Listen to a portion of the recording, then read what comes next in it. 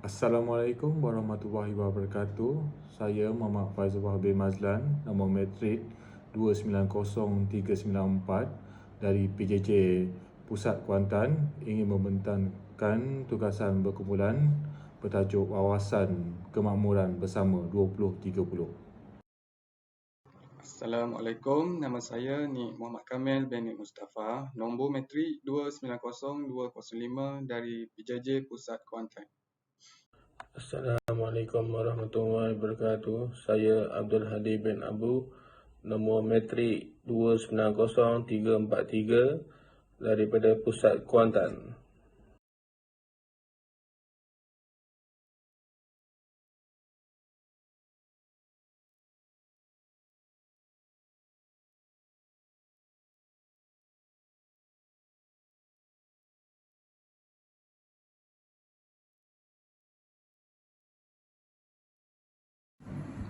Dalam tugasan Wawasan Kemakmuran Bersama 2030, kumpulan kami akan membentangkan yang pertama, pengenalan Wawasan Kemakmuran Bersama 2030, dan seterusnya kedua, perkara yang ingin dicapai dalam Wawasan Kemakmuran Bersama 2030. Dan yang ketiga, langkah-langkah untuk mencapai objektif Wawasan Kemakmuran Bersama 2030.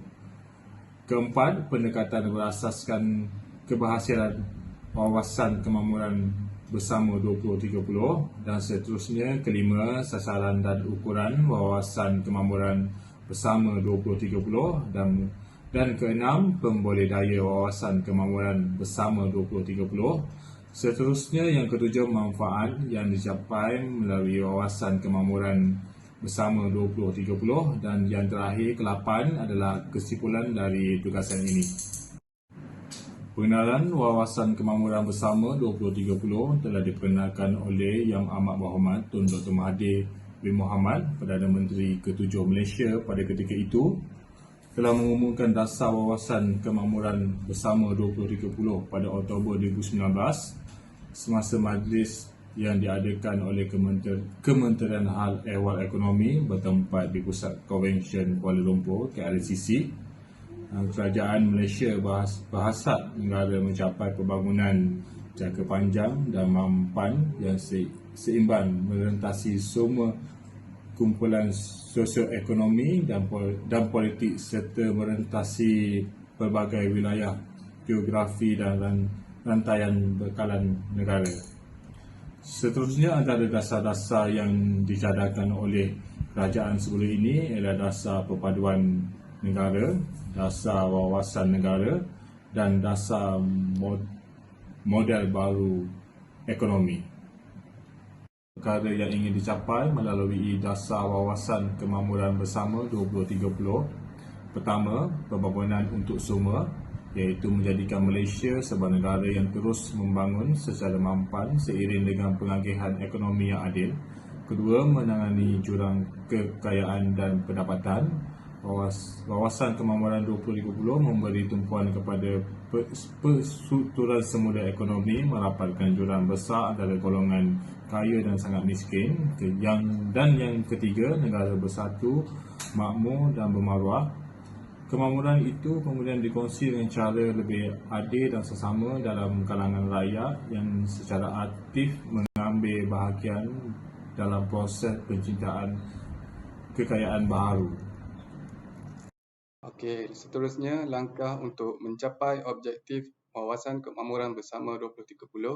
Yang pertama, perlu menambah baik ekosistem perniagaan. Yang kedua, menyelidik dan merintis sektor pertumbuhan baru. Yang ketiga, mereformasi bakat negara. Yang keempat, perlu meningkatkan gaji pekerja. Yang kelima, perlu mengukuhkan kebajikan sosial. Keenam, mengukuhkan wilayah inklusif dan pembangunan. Dan yang terakhir, perlu meningkatkan modal masyarakat setempat. Seterusnya, untuk pendekatan berasaskan keberhasilan WKB 2030, yang pertama, perlu meningkatkan pendapatan. Kedua, mewujudkan pekerjaan bernilai tinggi. Tiga, menutup jurang pembangunan masyarakat. Dan yang terakhir, meningkatkan kesejahteraan rakyat.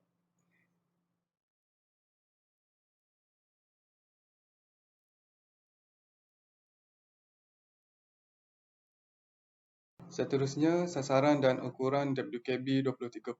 Yang pertama, pembangunan infrastruktur. Kedua, pembangunan ekonomi. Ketiga, sistem penyampaian kerajaan. Keempat, pembangunan alam sekitar. Kelima, nilai masyarakat. Dan terakhir, peluang pendidikan.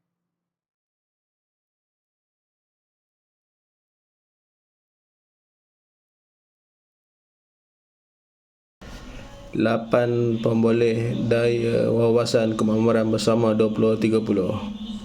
Pertama, modal kewangan. Pengembangan perniagaan melalui pembiayaan yang holistik dan mesra PKS. Kedua, kebersamaan penyampaian institusi. Penambahbaikan pelaksanaan intensif dan program berasaskan keberhasilan. Nombor 3, tadbir urus dan integriti. Pengukuhan tadbir urus melalui ketulusan dan accountability bagi meningkatkan kepercayaan rakyat. Nombor 4, masyarakat berpencerahan. Pembudayaan pembelajaran sepanjang hayat melalui pembelajaran. Nombor 5, kelestarian pembangunan negara dalam mesra alam dan menekankan kepada pemeliharaan dan pemulihan alam asli, sumber asli. Nombor 6, data raya. Pengumpulan dasar pembentukan data dan fakta empirikal di bawah satu sistem data yang bersepadu dan berintegrasi. Nombor 7, pendidikan dan Tibet. Peningkatan tenaga kerja berpengairan dan berpendidikan tinggi, masyarakat berpelajar dan pendidikan berasaskan keberhasilan. Nombor 8, kemampanan fiskal. Pengurusan kewangan kerajaan yang mampan bagi mengukuhkan keyakinan pelabur dalam pasaran. Kesimpulan wawasan kemakmuran bersama 2030.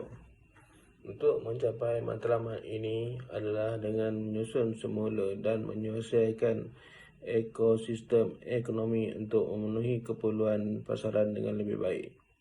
Memastikan bahawa potensi ekonomi baru diagihkan secara sama rata merentas semua kumpulan orang bagi mengurangkan jurang pendapatan dan kekayaan merentas kumpulan orang, internet, geografi, lantaian bekalan yang berbeza.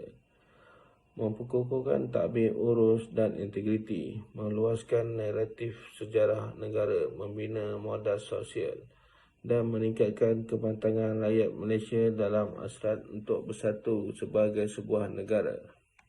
Kesemua faktor kritikal ini perlu dikembangkan lagi dalam wawasan kemakmuran bersama 2030 bagi merapatkan jurang ekonomi antara tahap pendapatan kumpulan internet dan wilayah serta rantaian bekalan bagi mencapai kemakmuran bersama. Kerajaan Malaysia mahu negara ini menjadi kuasa ekonomi serantau di kawasan Asia Pasifik yang merupakan matlamat jangka panjang.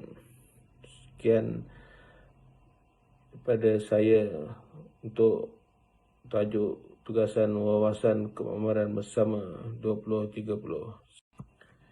Kesimpulan wawasan kemakmuran bersama 2030. Untuk mencapai matlamat ini adalah dengan menyusun semula dan menyelesaikan ekosistem ekonomi untuk memenuhi keperluan pasaran dengan lebih baik. Memastikan bahawa potensi ekonomi baru diagihkan secara sama rata merentas semua kumpulan orang bagi mengurangkan jurang pendapatan dan kekayaan merentas kumpulan orang, internet, geografi, lantaian bekalan yang berbeza. Memperkukuhkan tadbir urus dan integriti, meluaskan naratif sejarah negara, membina modal sosial dan meningkatkan kematangan rakyat Malaysia dalam hasrat untuk bersatu sebagai sebuah negara. Kesemua faktor kritikal ini perlu dikembangkan lagi dalam wawasan kemakmuran bersama 2030 bagi merapatkan jurang ekonomi antara tahap pendapatan kumpulan internet dan wilayah serta rantaian bekalan bagi mencapai kemakmuran bersama. Kerajaan Malaysia mahu negara ini menjadi kuasa ekonomi serantau di kawasan Asia Pasifik yang merupakan matlamat jangka panjang.